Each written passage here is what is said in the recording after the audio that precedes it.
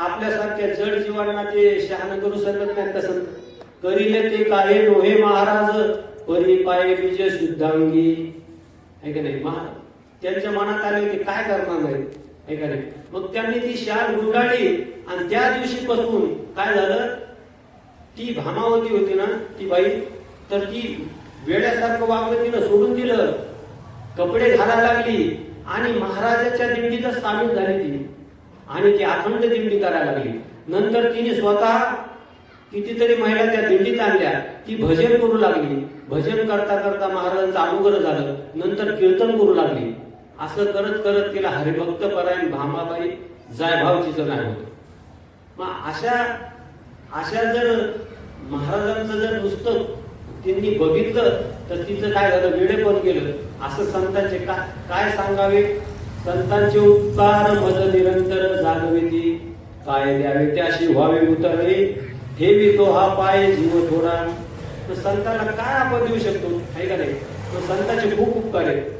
तर आता माऊली आपल्याला काय सांगतात त्या ज्ञानेश्वरीमध्ये, त्या 12व्या अध्यायामध्ये, तर आपण थोडक्यात पाहूया की जो हा ग्रंथराज ज्ञानेश्वरीतील भक्तियोग नावाच्या 12व्या अध्यायातील 136वी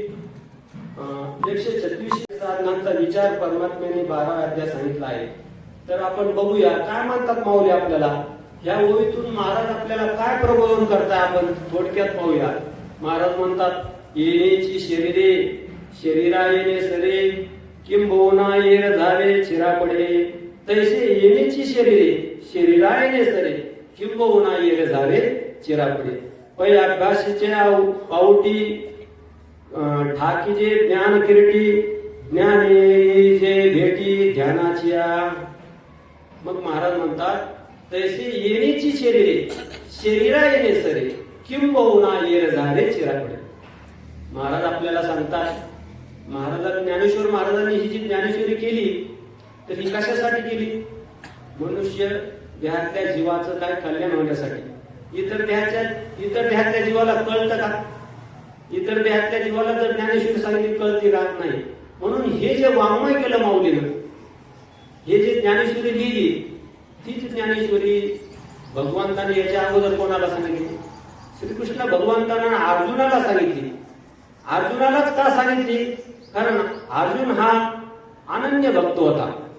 कारण अर्जुन जेव्हा झोपला का, अर्जुनाच्या सर्व अंगातून श्रीकृष्ण श्रीकृष्ण असा ध्वनी निघत होता.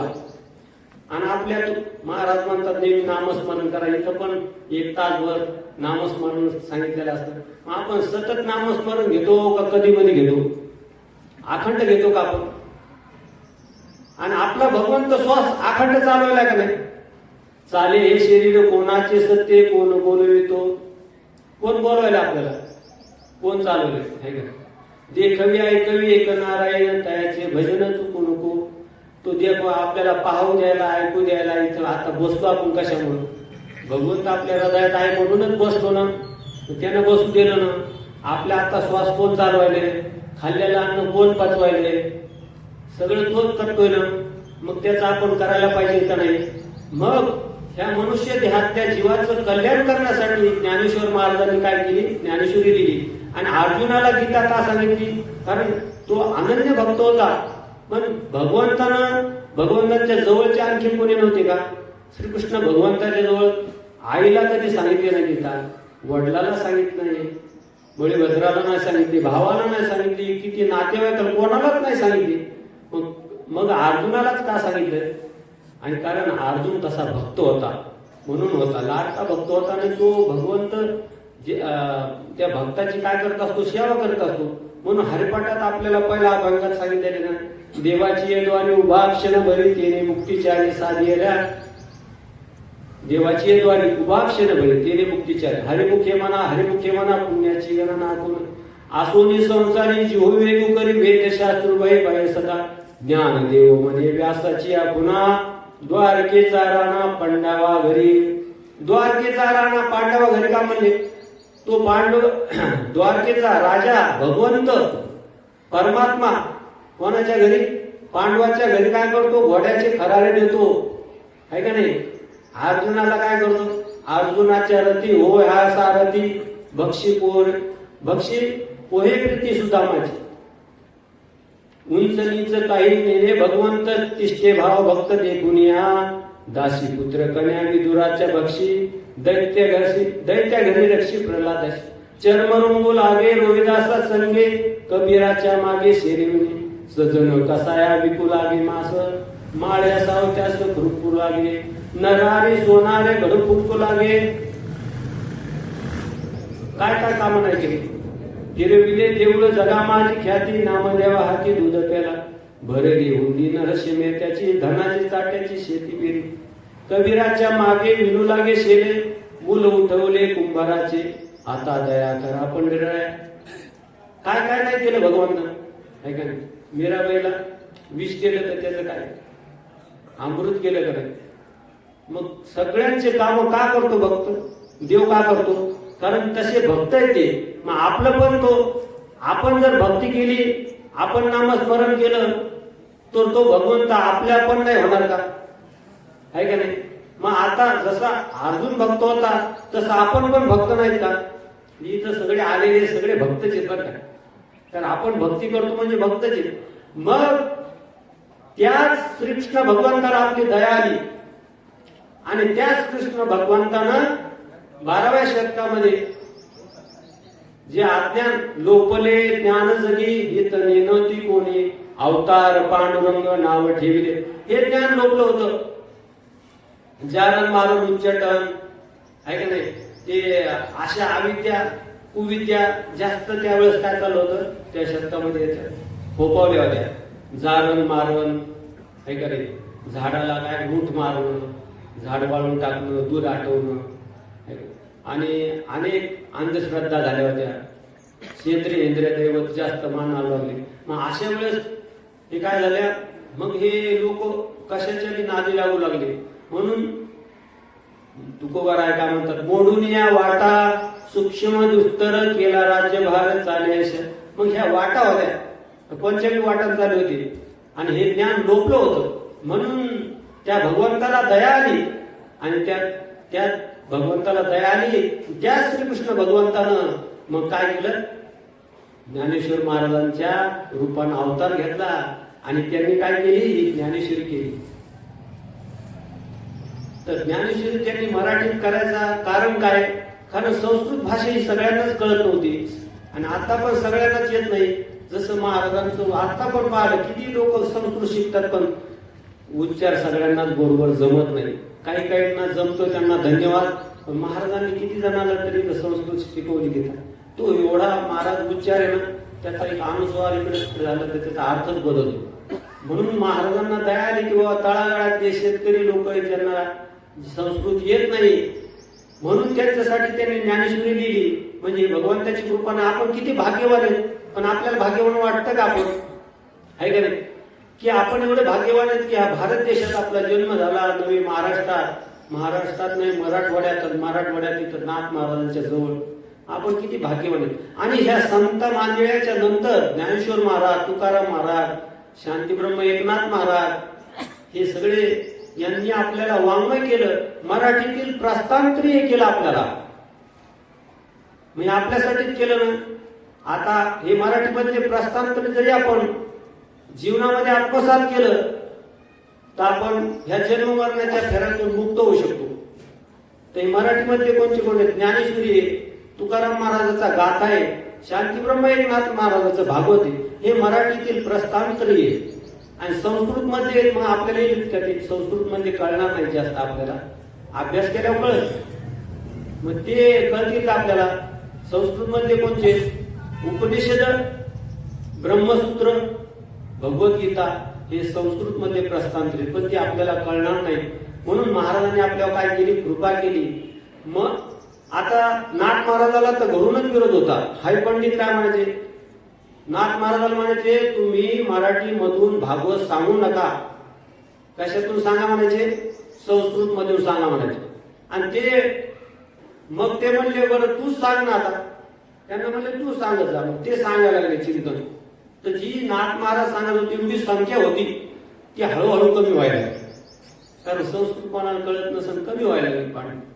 मग त्यांना कळालं की बाबा ते म्हणले तुम्हीच सांगत जा चिंतन. म्हणजे एवढा अधिकार होता नाथ महाराजांना. मग ते नाथ महाराज म्हणतात संस्कृत भाषा ही देवी केली, मराठी ही काही चोराने केली. मराठी भाषा काही चोराची आहे का? याच्यातून जे आपण अर्थ संस्कृत मधून कळायचा तोच आपल्याला प्राकृत मधून नाही कळणार का? संस्कृताच्या गाठी उघडून ज्ञानदृष्टी केलीशी मराठी गीता देवी. ह्या संस्कृताच्या ज्या गाठी होत्या ना, ह्या माऊलीनं काय केलं, एक एक गाठ सोडली, एक एक गाठ सोडली. आणि त्या गाठी सोडून काय केलं त्यांनी, केलीशी मराठी गीता देवी. ही गीता देवी केली. म्हणून माऊली आपल्याला सांगतात, येणीची शरीर तैसे येणीची शरीरे, शरीरा येणे सरे, किंबहुना येर झाले चिरापडे. आता मनुष्य देहामध्ये आलेला हा जो जीव आहे, तर त्याला हे शरीर भेटलं आपल्याला. तर ते म्हणतात, महाराज सांगते येणीची शरीरे, शरीरा येणे सरे. आता हा जो आपल्याला देह भेटलाय ना, हा शेवटचा देह झाला पाहिजे. जे आपण ज्या अर्थी या देहात आलोत ना, त्या अर्थी आपण कुठून तरी आलोत ना, आलोतच ना का आपोआप इथं तयार झालो. आता मी इथं आलो, तुम्ही पण कुठून कुठून आलात. आता काही काही येते कीर्तनामध्ये गावून आले. कालचे महाराज आपले कुठून आले, हा त्या आले गावून. मग ती गाड्या बदलीत बदलीत आले, कोणी कशी कशी आले. आता ते प्रत्येक जण ह्या इथलचे संभाजीनगर मधले का वेगवेगळ्या गावून आलेले. मी येताना ज्याचे ज्याच्या परीने जे जसे आले असतील त्यांना माहिती. कोणी रेल्वेने आलं, मग रिक्षात बसलं, मग परत मोटरसायकलवर आलं, कोणी बसने गेलं. म्हणजे जसे जसे आले तसं आपण ज्या अर्थी इथं आलो त्या अर्थी आपण आत्ताच ह्या जन्म झाला आपला असं नाही. तुकाराम महाराज म्हणतात, दुरून आलो मी गा, दुःख झाले दारून, या वया येतवरी हेची होते कारण, दुर्लभ भेटी तुम्हा पायी झाले दर्शन, विनोवितो तुका संता दोन्ही कर दुरून. दुरून आलो मी गा. तुकाराम महाराज म्हणते दुरून आलो. मग आपण काही इथून आलो का? आपण पण दुरून आलो. 184 येऊन महाराज आपण फिरत फिरत फिरत फिरत, जसं महाराज द्रष्टांत सांगत असतात आमचे की आपलं ते फुटबॉलची स्पर्धा असते ना, तिकडून 12 प्लेयर आणि इकडून 12 प्लेयर. पण ह्यो बी लात मारलं की त्यो लात मारतो, त्यो लात मारलं की त्यो लात मारतो. त्या फुटबॉलला काय असतात, लातच खावं लागतात. तसं आपण सुद्धा ह्या देहात आलो तर सुखासुखी नाही आलो, तर कसे आलो, लाता खात खात खात आलो. म्हणून तुकाराम महाराज आपल्याला सांगतो, किती किती वेळा जन्म यावे, किती व्हावे फजित, म्हणून जीव भेडा शरण गेला विठूष. आपली फजिती झाली का आपल्याला आनंदाने झालो आपण. मग किती वेळेस फिरत आलो आपण. आपला इथं येण्याचा अर्थ म्हणजे आपण आपल्या गर्भवासामध्ये किती दुःख झालं आपल्याला. एक वेळेस शरीर आपल्याला धारण करायचं आणि एक वेळेस शरीर सोडायचं. तर महाराज सांगतात एका ठिकाणी 1000 वेळेस तुमचं चाव, त्यावेळेस तितकं दुःख शरीर सोडताना. आणि शरीर घालताना काय सांगू गर्भीची यातना, मज भोगिता नारायणा, मास मळमूत्र जाना, तुझ क्षण क्षणा ध्यात असे. मज चालता प्रायण काळी, मग आस्थान दिसते जवळली, मृत्तिका कवळी इकली मिळी संचिताचे. तर आपल्याला काय म्हणतात महाराज की आपल्याला किती दुःख झालं गर्भवासात, आहे का? काय सांगू गर्भीची यातना, मज भोगिता नारायण. गर्भामध्ये आपल्याला सुख झालं का दुःख झालं? महाराज सांगत असते, महाराज मी सांगत असते, मी ऐकलेले कीर्तनात. ते म्हणले गर्भवासाचे फोटो काढून ठेवायला पाहिजे. आपण आता लग्नाचे अल्बम काढून पाहतो ना, की हे कसं आपण कसं होतो कसं नव्हतो, नवरी सगळे सगळे पाहतो आपण सारखं सारखं. आपण गर्भातले फोटो काढायला पाहिजे. आपली पोझिशन कशी होती, नाकी तोंडी कुर्मकडे, गर्भवासाचे दुःख गाडे कोणापुढे सांगावे. ते कोणापुढे सांगता येत नाही महाराज. गर्भवासाचं दुःख किती होतं ते भोगून आलो. अशी पोझिशन होती का तिथं? आईच्या गर्भात आपण उलटे होतो. आता उलट केलं आपल्याला तर किती वेळ बसू शकतो आपण. तिथं गर्भात उलट होतो म्हणजे आपले पाय वर होते आणि तोंड खाली होतं आणि आपलीच घाण आपल्या तोंडात जात होती. आणि आजूबाजूला काय होतं, पावडर होतं का?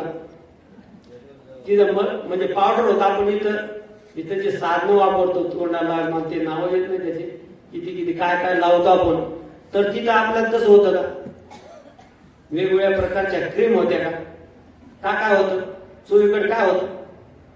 महाराज सांगतात की हा जो पिंड झालेला आहे ना, तो हा कशात झालेला आहे? महाराज सांगतात 9 महिने 9 दिवस आईच्या पोटामध्ये विंटाळ साचला आणि त्या विंटाळाचं हे शरीर आहे. महाराज एक ठिकाणी नाटामध्ये सांगतात, एक ठिकाणी सांगतात, ते म्हणतात शरीर दुःखाचे कोठार, शरीर रोगाचे भांडार, शरीर दुर्गंधीची थार, नाही अपवित्र शरीराशी.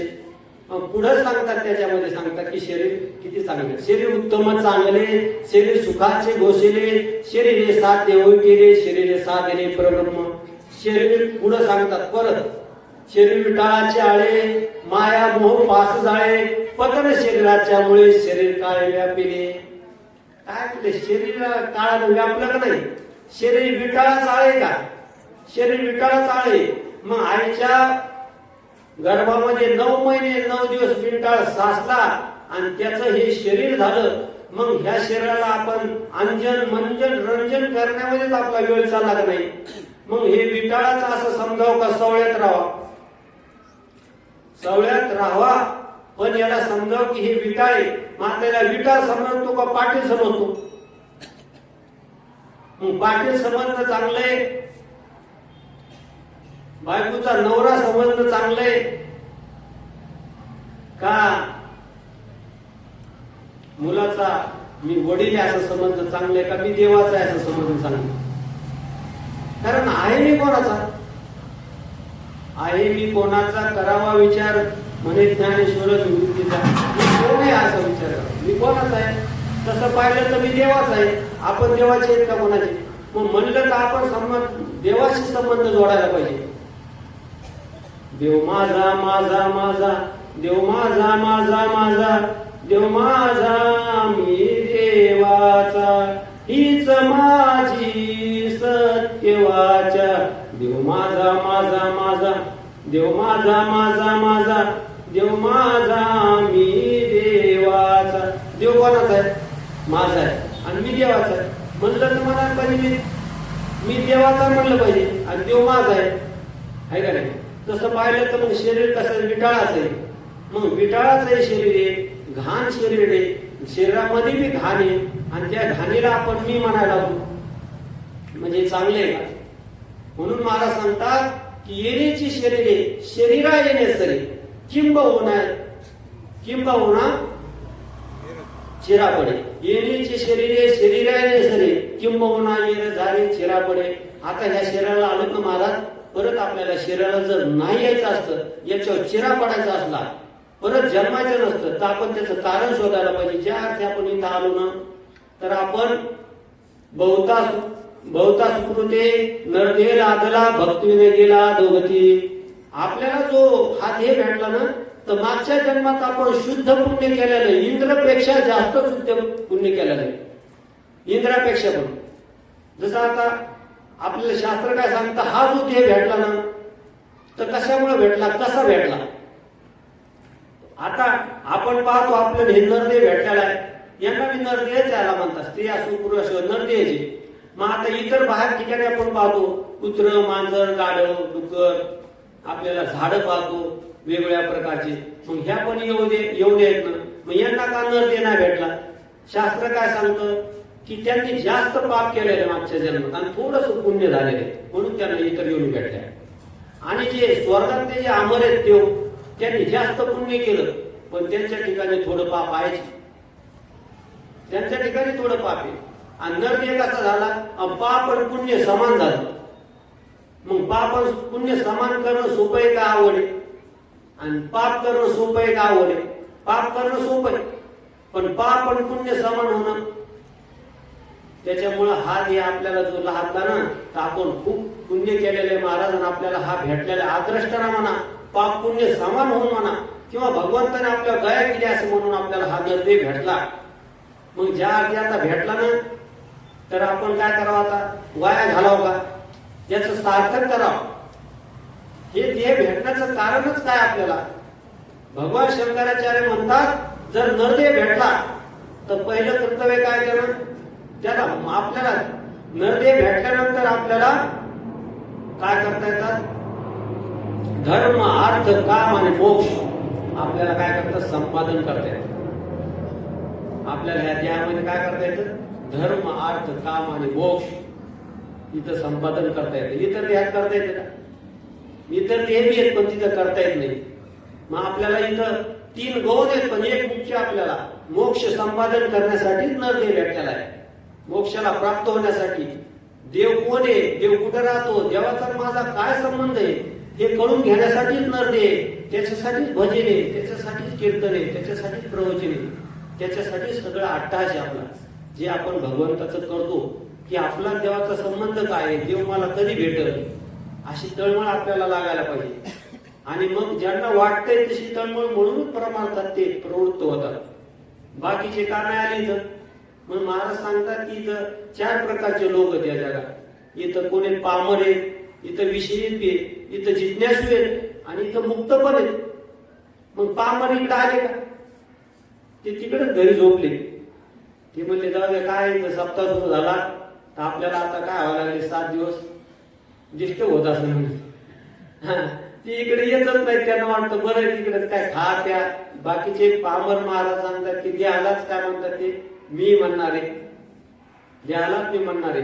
जसं 4 वाक काय म्हणतो, 4 वाक सांगतो तो की देह हा देव, भोजनती भक्ती, मरणती मुक्ती पाखाण्याची. ते म्हणते देहाला देवे, खा प्या मस्त आयुष करा, देहाला चांगलं ठेवा, मेल्यावर पुन्हा काय नाही, पुन्हा जन्म मरण नाही. जन्म मरण कशाच असतं रे, म्हणजे चांगलं राहायचं. जर तुमच्याकडे पैसा नसेल तर व्याजानं काढायचा, तूप प्यायचं, पुष्ट शरीर करायचं, व्यायाम करायचा आणि योग करायचा, मग मस्त पैकी राहायचं. शरीर गेलं की सगळं संपलं. महाराज तसं असल तर आपल्याला तसं असलं तर मग आपण प्रत्येक वेळेस कशाला म्हणलो असतो, आपण म्हणतो ना केले कर्म झाले तिची भोगा आले, उपजले मेले असे किती. आपल्याला कर्माच्या फळानच आपण इथं आलो, आपलं कर्मच आपल्याला इथं घेऊन आलो. आणि जर आपल्याला काहीच राहिलं नसतं, हे ध्येय संपलं असता आणि जर काहीच उरलं नसतं तर हे साधन करायची गरज राहिली नसती, हे आपल्याला परमार्थ करायची गरज राहिली नसतं. पण जोवरी लिंग देह नाही भंगला तोवरी मुक्ती कशी बापा. जोपर्यंत लिंग देहाचा भंग होत नाही तोपर्यंत आपलं मुक्त होत नाही, तोपर्यंत फिरणं आपलं संपत नाही. पुनरपी जननम पुनरपी मरणम हे जे आपल्या मागं रहाट गाड्या लागलेले आहे, जोपर्यंत लिंग देहाचा भंग होत नाही, जोपर्यंत कारण देह आपण कारण त्याचा बाध करीत नाही. हे शरीर तर पंचमहाभूताचं 25 तत्वाचं आहे.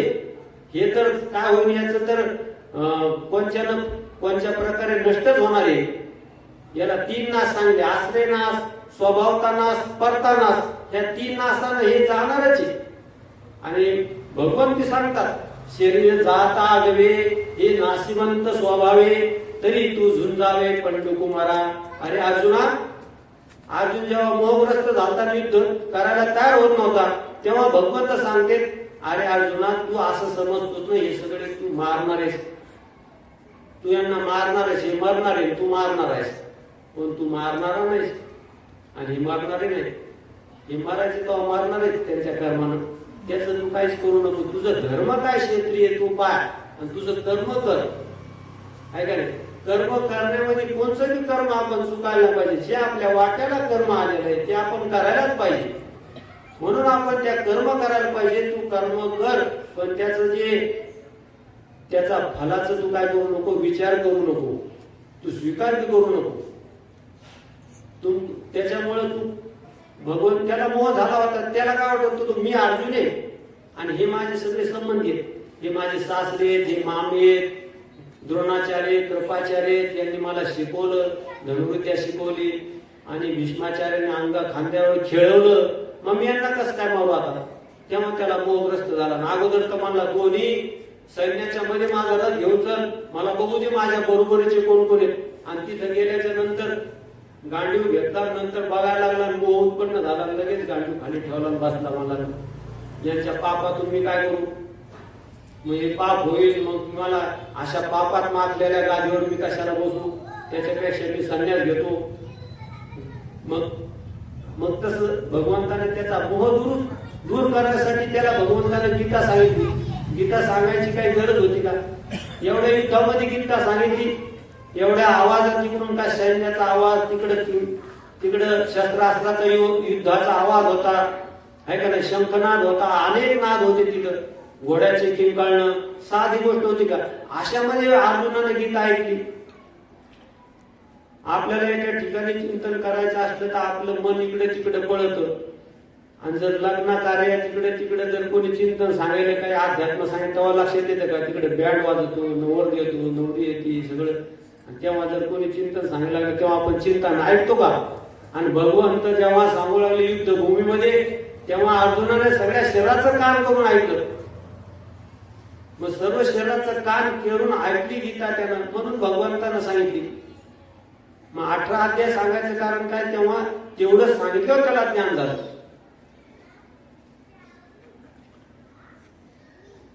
आणि चांगदेव महाराजाला 65 वयातच सांगावलं, जास्त सांगायची गरज नव्हती. सांगायची गरज पडली का? 65 वयामध्ये त्याचं काय झालं? काम झालं. योगी असतो होते ते. मग योगी असून सुद्धा त्यांना काय योग अभ्यास होता. मग त्यांना मनापर्यंत माहित होतं योगी सुद्धा ईश्वरासारखाच असतो, पण ईश्वर नसतो. कारण की काय करत असतो? तो मनाला लीन करतो. जसं पाऊस आल्यावर हे जे लावळ असतात ना खाली खाली हे होते, दब देत म्हणजे पाणी वसरले की पुन्हा टाईट होते. तसं योगी काय करतो? ते चांगदेव महाराजांना काय केलं? 1400 वर्ष राहिले, पण ज्या वेळेस यमराज आले तेव्हा त्या आत्मस्वरूपीच्या ठिकाणी मन लीन करत होते. आणि ज्या वेळेस ते यमराज आले त्यावेळेस लीन केलं की मग त्या टायमाला ते यमराज निघून गेले की परत 100 वर्ष राहायचे. असे किती वर्ष राहिले? आणि त्या योग बळावर ते पाहिजे की माऊलीचा अवतार होणार आहे आणि मग मला हे ज्ञान संपत, म्हणून त्यांनी देह ठेवला. मग आता आपण किती योग केला काय आपल्याला ठेवता येईल का? ती योग्यालाच जमतं ती योग, आहे का? पण योग्याला काय होता येत नाही, त्याला मुक्त होता येत नाही. कारण त्यानं ज्यावेळेस तो मन लीन करतो त्यावेळेस त्याला समाधीत आनंद असतो, पण समाधीतून उत्थान झालं त्याला तेव्हा जग खरं वाटतं, शरीर बी खरं वाटतं, जग बी खरं वाटतं. आणि ईश्वराला काय वाटतं? ईश्वराला जग खरं वाटतं का? नाही. ईश्वराला जग खरं वाटत नाही, तो त्याच्यात अडकून बी राहत नाही. म्हणून ईश्वरच भगवंतच काय श्रेष्ठ आहेत योग्यापेक्षा, कारण योगी नाही तसा. तर आपला विषय काय चालू होता की आपल्याला जो हा शरीर भेटलेला आहे, येण्याची शरीर आहे, शरीरा येणे सरे किंबहुना येर झाले चिरापड. आता ह्या शरीरानं आपल्याला काय करायचंय? मुक्त व्हायचंय. मग आपल्याला ह्या भगवंतानं आपल्याला शरीर दिलं ना, देवी दिला देह भजना गोमटा, तेने झाला फाटा बालिकेचा. भगवंतानं आपल्याला मुक्त होण्यासाठी, भजन करण्यासाठी, देवाची प्राप्ती होण्यासाठी हा देह दिला. पण याला फाटा कोणता फुटला? याला बाधा झाली, दुसरीच विषय आवडायला लागली. मनुष्य देहामध्ये आपल्याला भगवंतानं ही सिद्धी दिलेली बुद्धी, मग त्याचा बुद्धीचा उपयोग करून आपण काय करायला पाहिजे? भगवंताची भक्ती करायला पाहिजे, मुक्त व्हायला पाहिजे. परत आपल्याला आपला बी फाटा या विषयाला फुटला कुठून की आपण म्हणलो लिंग देह भंग होत नाही तिथून. म्हणून आपला विषय चालला होता की हा जो नरदेह आपल्याला प्राप्त झाला, आता कागटाई न्याय पावला हा देह. आपल्याला जसं आंधळ्याला कावळा हातात सापडावा त्याप्रमाणे हा देह सापड मिळालेला आहे. मग आपण त्याचा सदुपयोग करायला पाहिजे. कारण इतर देहातल्या शरीराला असा देह नाही भेटला ना, मग किती दिव्य आहे. आपल्याला असा आनंद व्हायला पाहिजे ह्या शरीराला पाहून की अशी घटना याच्या आधी कधीच घडली नाही. आपल्याला देह भेटलाच नाही. बघा ना किती आता इथं 184 योनीमध्ये हा देह श्रेष्ठ आहे का नाही? बघा 93,99,999 एवढे शरीर इतर येऊन येत आणि फक्त मनुष्य द्यायचे. आणि याच्यामध्ये काय करता येतं आपल्याला? जसं पशु पक्ष्यांना असू द्या शक्ती, हवेत उडाले तर ते पशु पक्ष्यांना हवेत संचार करण्याची ईश्वरानं उपजताच बुद्धी दिलेली का?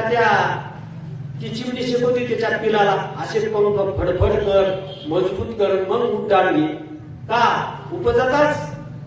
उपजतात त्यांना अशी सिद्धी दिलेली. तसं मनुष्य देहातल्या जीवाला ईश्वरानं उपजताच बुद्धी आपल्याला सेपरेट भेट केलेली. म्हणून बुद्धीचे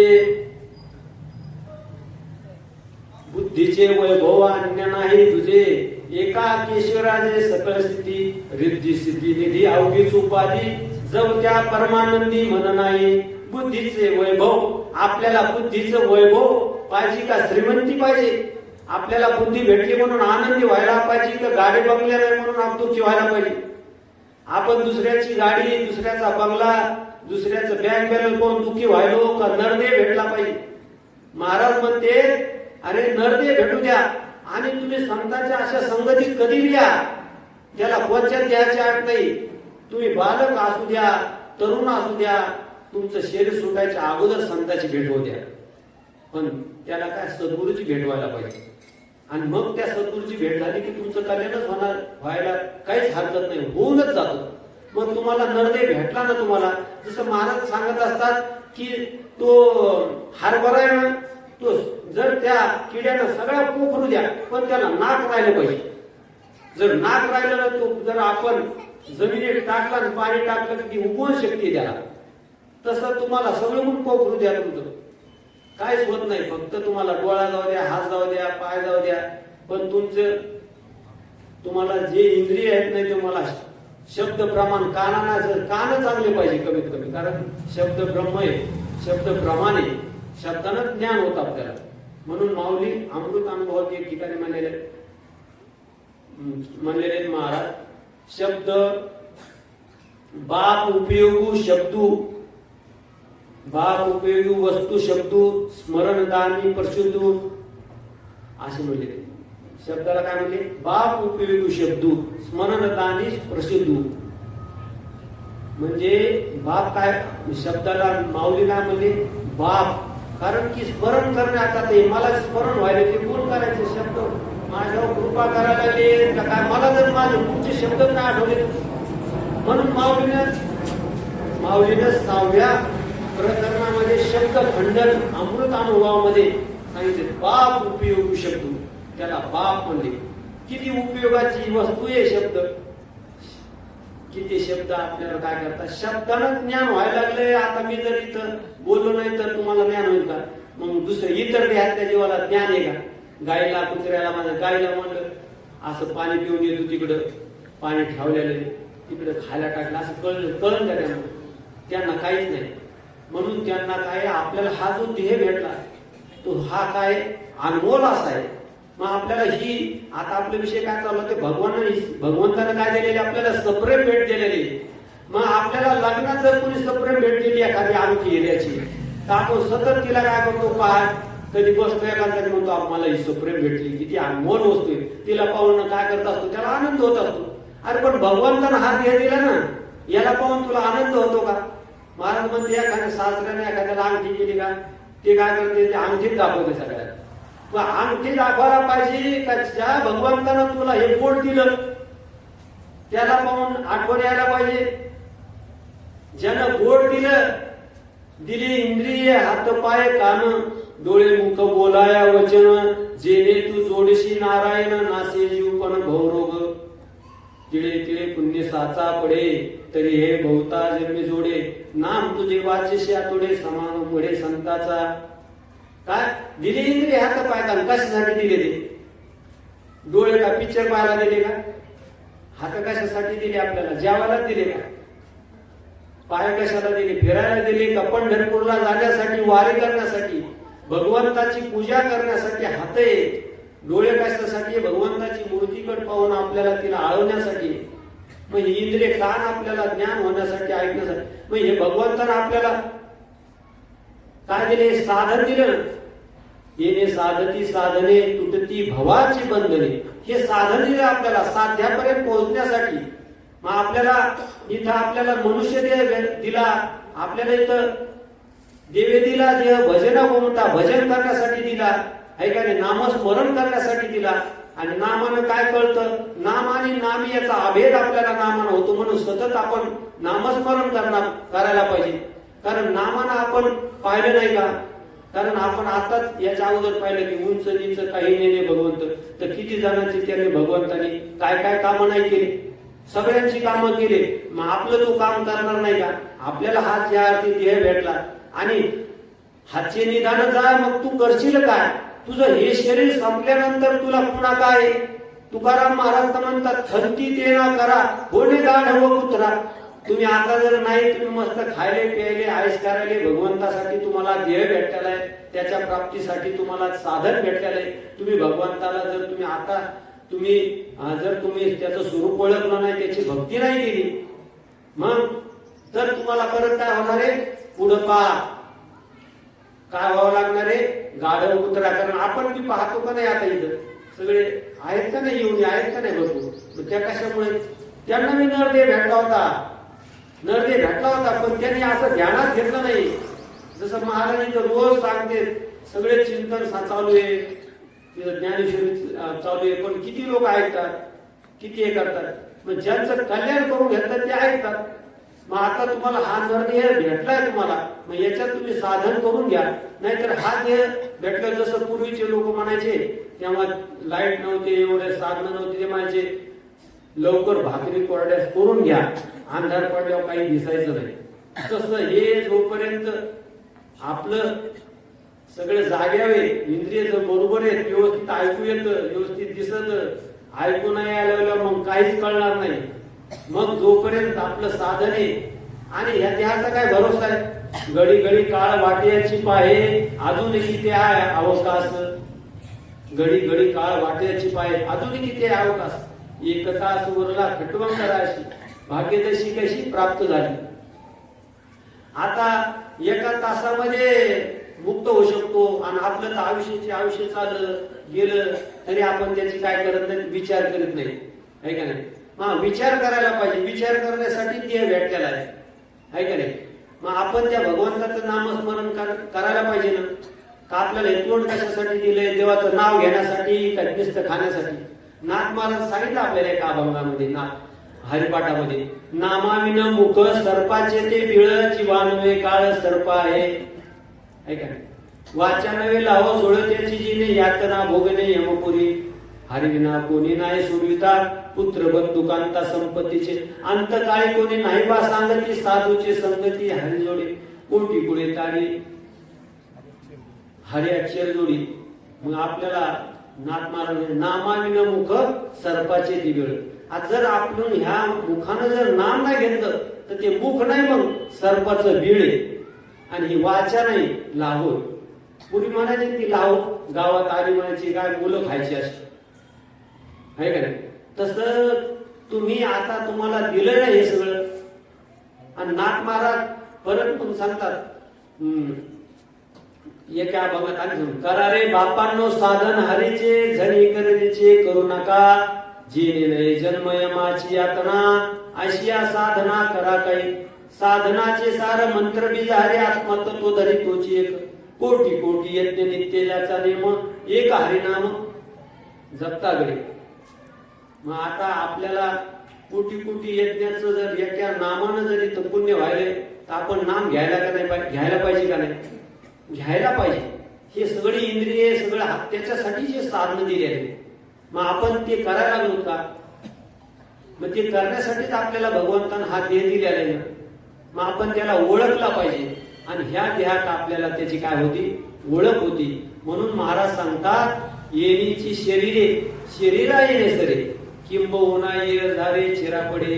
आता आपल्याला जे हा परत जर आपल्याला हे शरीर सुटल्यावर परत जर जन्मायचं असेल, परत मारायचं असेल, असं जर आपल्याला घाट गाडायचं, हे बंधन तोडायचं असेल, तर इथंच आपल्याला लक्षात घेता येतं. आपल्याला दुसऱ्या देहात असं काहीच, आपल्याला दुसऱ्या देहामध्ये आपल्याला काय, ह्या देहापेक्षा दुसरे देह आणि चांगले आहेत ना, पण तिथं ओळखण्याची काय नाही, तिथं ओळखत नाही.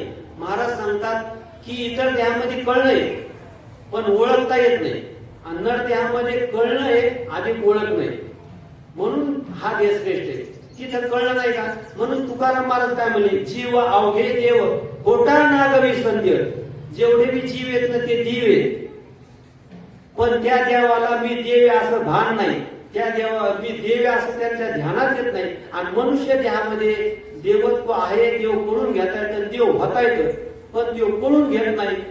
हेच काय त्याचं दुर्भाग्य आहे का नाही? तिथं कळून घ्यायची व्यवस्था नाही. त्यांना भेटला होता ना हे मॉडेल नाही, ते आता त्यांना ते भेटलं. मग ह्या देह भेटून आपल्याला जर भोग वासना राहिल्या, आपल्याला काय वाटतं बंगला असावा, घर असावा, सगळ्या सुख सुविधा असावा, मग आपल्याला नरदेह भेटला की आनंद होऊन आपल्याला भगवंताची प्राप्ती करून घ्यायची बाकीचे साधन.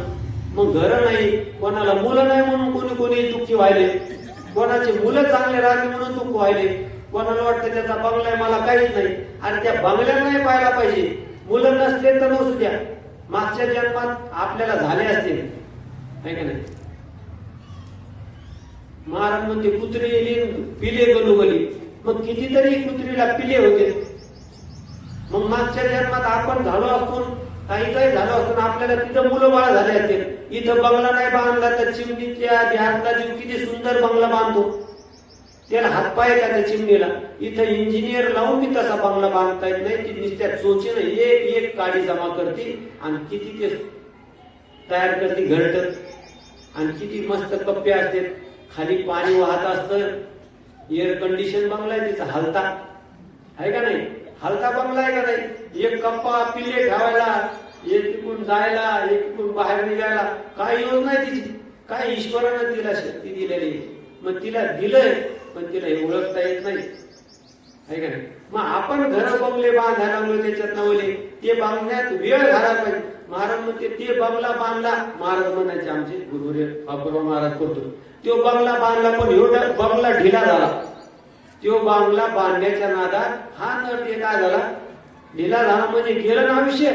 त्याच्यापेक्षा तुकाराम महाराज आपले कसे राहिले, त्यांनी घर बंगले बांधले का सगळ्या त्यांचे जेवढे बी घर काय त्यांची प्रॉपर्टी होती सगळ्याला वाटून दिली. भंडारा डोंगराव गेले, गुरुडा डोंगराव गेले, भामचंद्रराव गेले, भगवंताला आळवलं त्यांनी. मग आपल्याला बी आळवलं येतं, आपण बी एकूण भगवंताशी होऊ शकतो. अनन्य चिंतन, अनन्य जोपर्यंत होत नाही तोपर्यंत आपल्याला भगवंत प्रसन्नच होत नाही. आपण अनन्य आपले दोन्ही डगले हाते, आपल्याला वाटतं संसार बी वाढावा आणि परमार्थ बी चांगला चालावा. आपल्याला जोपर्यंत वैराग्य होत नाही, कडकडीत वैराग्य होत नाही, तोपर्यंत आपल्याला भगवंताची प्राप्तीच कशी होईल. आपल्याला वैराग्य आहे पण स्मशान वैराग्य, स्मशानात गेले की ते म्हणते काही खरं नाही बरं माणसाचं, काय सगळे इथं सोडून जायचं आणि इकडं आलं की पुन्हा काय दुसऱ्याच्या मुंडके कापायला तयार. तसं नाही करायला पाहिजे की त्याला वैराग्य कसं पाहिजे. म्हणून महाराज म्हणते तुम्हाला जर वैराग्य अचानक दवाखान्यात चक्कर मारलं, मसन वाट्यात जात जा अधून मधून 4-8 दिवसात, कारण की तिथं कळत काय. मग जर आपल्याला वैराग्य नाही झालं तर आपल्याला काय. म्हणून ते महाराजांनी एक दृश्य पाहिलं असं, तुकाराम महाराजांना काहीच काम नव्हतं, भजनच करायचे ना. मग त्यांनी भंडारा डोंगर पाहिलं असं, एक आळी काय झालं, तुकाराम महाराज पाहिलं की एक भिंगुरीनं तिने एक आळी आणली आणि एका तिच्या घरामध्ये ठेवली, आणि ती आळी त्या याच्यात ठेवली की इकडून तिकडून जी आळी यायची, दुसरी आळी आणली त्याच्यात ठेवली, आणि ही पहिली आळी अर्धी खाली तिनं, आणि दुसऱ्या आळीला फक्त टोचणी मारायची, परत इकडे तिकडे जायची टोचणी मारायची. मग असं करत करत करत त्या आळीला काय लागला, ध्यास लागला ना, तिला वाटायचं आता मला परत टोचणी मारणार. म्हणून ती आळी काय म्हणायला लागली, भिंगुरी भिंगुरी भिंगुरी भिंगुरी असं जप करत राहिली ती, कारण तिला असं वाटायचं आता इकडून तिकडून आले की टोचणी मारायची आणि पहिल्या आळीला खायची. मग तिला एवढा ध्यास लागला आणि तिला महाराज पंख फुटले आणि ती हवेमध्ये उडून गेली, आकाशात उडून गेली. आणि हे तुकाराम महाराजांनी दृश्य पाहिले आणि ते त्यांनी अनुभवले. तुका म्हणे आळी झाली सगळीच भिंगोरी. मग ती जर आळी भिंगोरी होऊ शकते तर मनुष्य देहातला जीव हा भगवंत म्हणजे तो देव होऊ शकत नाही का. म्हणून आपल्याला तुकाराम महाराज काय म्हणते, राम म्हणता रामच व्हायचे, पदी बैसून पदवी घ्यायची, असे सुख वचने आहे विश्वासले अनुभव पाय, राम रसाची चवी आन रसरुचती केली, तुका म्हणे चाखून सांगे मज अनुभव अंगी. राम म्हणलं की काय होतं, राम म्हणलं की रामच झालं पाहिजे. एवढा आपण नामावर काय पाहिजे, आपला विश्वास पाहिजे. मग असं जर आपण नामस्मरण केलं, अखंड जर चिंतन केलं तर आपलं स्वरूप आपल्याला ध्यानात घेता येतं. मग आपण लक्षात घ्यायला पाहिजे की हे शरीर आपलं, आता आपण या शरीरात आलो पण मागच्या कर्मानं आपण आलो. मग आता आपल्याला पुढं जे आता आपण जर आपण हे ध्यानात नाही घेतलं तर परत आपल्याला शरीर भेटत, परत लक्ष 84 फिरावं लागल. किंवा आता म्हणून ह्या देहाची इच्छा कोण करायला, स्वर्गाची अमर करायला लागले. अमर ते अमृत घेणारे देव सुद्धा ह्या देहाची काय करायला इच्छा करतात. म्हणून आपण आपल्याला वाटतं की कर्म करून आपण काही पुण्य करून आपण पण तिथं जायला पाहिजे स्वर्गात, पण ते चुकीचं आहे. कारण कर्म केलं ते कर्माला ते बंधात अडकले ना. इथं जे आपण इथलची भोग वासना करायला लागलो, मग इथं आपण कर्म करायला, आणि ते जे कर्म करून गेले, इंद्रदेव तिथं गेला, कर्म शुद्ध कर्म केलं त्याने आणि तिथं गेला, आणि तिथं गेल्यानंतर तो त्या बंधनात अडकलं. कारण तिथं आता पुण्य करता येत नाही, तिथं देवाचं नामस्मरण करता येत नाही, भक्ती बी करता येत नाही, फक्त भोग भोगता येते. म्हणून स्वर्गीचे अमर इच्छिता ते देवा, मृत्यूलोकी जन्म व्हावा. ते स्वर्गीचे अमर ह्या देहाची इच्छा करायले, आणि इथं ते जीवाला वाटतं की मी काय व्हावं, चांगला पैसा कमवून धीरूभाई अंबानी सारखं व्हावं. नाही, जास्त जर कर्माच्या नादी लागत असते, जे सकाम कर्म करत असते, तर त्याला वाटतं मग मी सकाम कर्म इथं केलं की सकाम कर्म करून कोणचं त्याला वाटतं की मी इंद्रदेव होईल, चंद्र होईल, बाकीचे देव देवता होईल. पण ते अमर स्वर्गीचे अमर इच्छिता ते देवा, ते मृत्यू लोकातल्या ह्या देहाची इच्छा करायला लागले, ह्या मरणाऱ्या देहाची इच्छा करायला, ते अमृत पिणारे आणि आपण चहा पिणारे. मग आपल्याला चहा चांगला जास्त आहे का अमृत चांगले? मग ते अमृत पिणारे तिथं किती भोग आहेत चांगले त्यांना, पण ती इच्छा करायला, कारण त्यांना कळालं, कारण ती एक बेडीची लोखंडाची काय म्हणले हातकडी आणि सोन्याची तरी हातकडी. मग ते इंद्रदेव चंद्र जे झाले ती सोन्याची हातकडी, पण ते बंधनात अडकले ना. जसं माणसानं आयुष्यभर एखादा माणूस सर्व्हिसला असला, तो काय करतो, सगळेच पैसे खर्च करतो का, त्याचं काहीतरी बँक बॅलन्स करतो का नाही बाजूला, जी पगार असेल ते थोडं थोडं बाजूला करतो. तो म्हणतो नंतर आपण रिटायर झाल्यावर ते पैसे आपण काय आपल्याला म्हातारपणी काम होणार नाही, तेच पैसे आपल्याला खर्चाला होते. तसं इंद्रदेवाने पुण्य केलं, तिथं गेला तो, आणि तिथं गेल्यावर त्याला पुण्य आता कमवता येत नाही, तर ते खर्च करू लागला. पुण्याची पावटी सरे, इंद्रपणाची उती उतरे, सवय येऊ लागवती मृत्यू लोकात. ते मग तिथं पुण्य संपलं हळूहळू. पुन्हा त्यांना काय व्हावं लागतं, इथं यावं लागतं मृत्यू लोकात, आणि मृत्यू लोकात आल्या मग काय त्यांना परत ह्या 184 योनीमध्ये फिरावं लागतं. मग हे फिरणं बरं आहे का? म्हणून आपण मनुष्य देहात आल्याच्या नंतर काय करायला पाहिजे, 3 दोष घालायला पाहिजे. मनुष्य देह भेटला का, मल, विक्षेप आणि आवरण, मनुष्य देहाच्या ठिकाणी 3 दोष आहेत. ते 3 दोष काढले तर मग आपलं काय होतं, तर मल जो दोष आहे तो काय महाराज, मल दोष म्हणजे पाप करण्याची वृत्ती. तो दोष कशाला निघतो, नामस्मरणाने. मल जो दोष आहे म्हणजे आता दृष्टांत घेऊ आपण, पाणी एखादं आणि ते गढूळ झालेलं पाणी आहे. मग गढूळ झालेलं पाणी जर आपल्याला स्वच्छ करायचं असेल तर निवळी फिरवावं लागेल. म्हणजे निवळी फिरवली म्हणजे ते काय होईल, ते पाणी स्वच्छ होईल. पण नामस्मरण करणं म्हणजे निवळी फिरवणे गढूळ पाण्याला. पण आता नाम ते पाणी गढूळ पाणी काय झालं, स्वच्छ झालं, पण स्थिर नाही झालं. मग स्थिर करण्यासाठी आता मलदोष घातला. मलदोष कशाने जातो, निष्काम नामानं जातो. मग निष्काम नामस्मरण केलं, निष्काम कर्म केलं की आपला मलदोष जातो. आणि निष्काम उपासना केली की आपलं काय होतं, विक्षेप दोष जातो.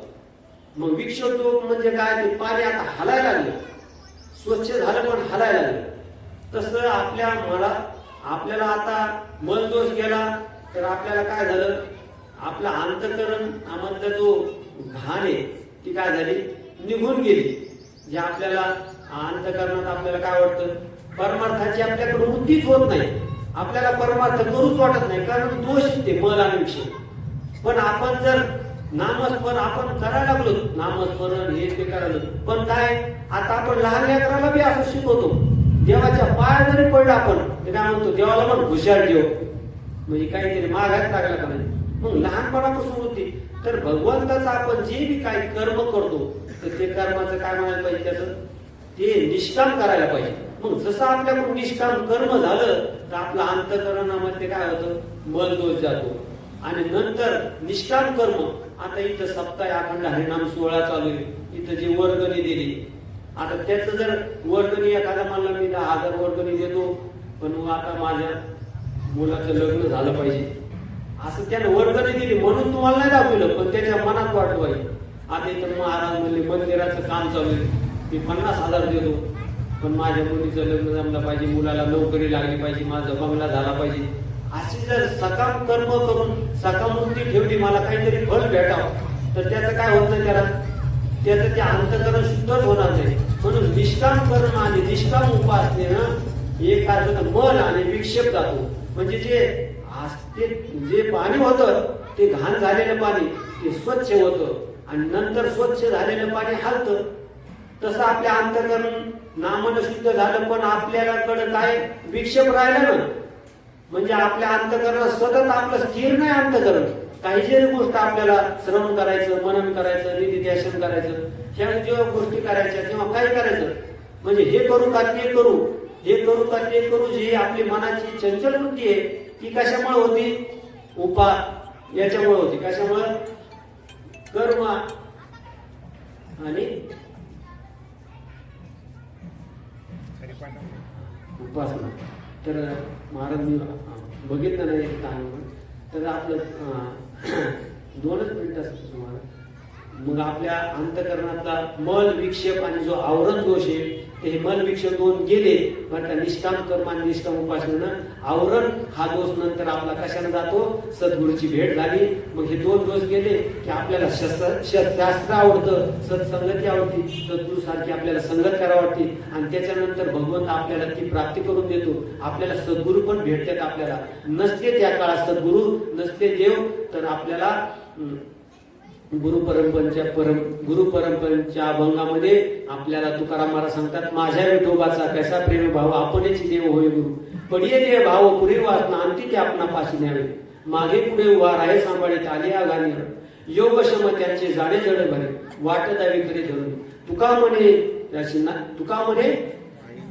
म्हणे नाही विश्वास ज्या म्हणे, पाहावे कोराने विचारून.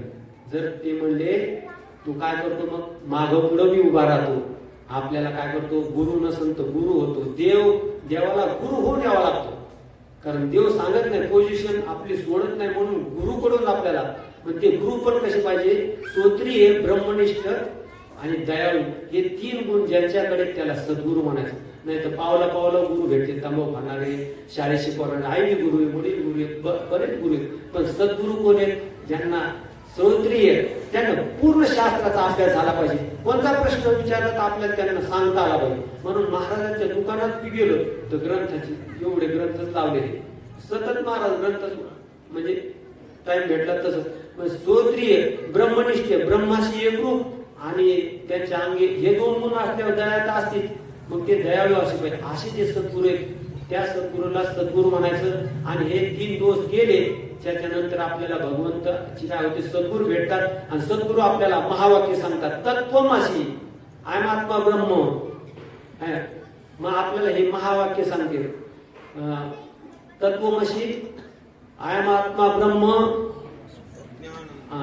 प्रज्ञानम ब्रह्म, हे जे अहम ब्रह्मासी, हे 4 महावाक्य. आणि ह्या महावाक्यातून काय होतं, त्याला बोध होतो, आणि मी ब्रह्म आहे असं त्याला आत्मस्वरूपानं कळतं, आणि मग तो मुक्त होतो. मग त्याला जन्म मरणाचा, त्याला जर असं कळालं की परत त्याला जन्म मरण घ्यावाच लागत नाही, तो मुक्त होतो. म्हणून महाराज सांगतात, येण्याची शरीर तैसे येण्याची शरीरे, शरीरा ये सरे किंबहुना येर झाले चिरा पडे. मग हे जन्म मरण रूपीवर चिरा पडतो, दगड पडतो, पुन्हा आपल्याला जन्म घ्यावा लागत नाही, आपण देव स्वरूप होतो, असं माऊली आपल्याला या ओवीतून सांगायला.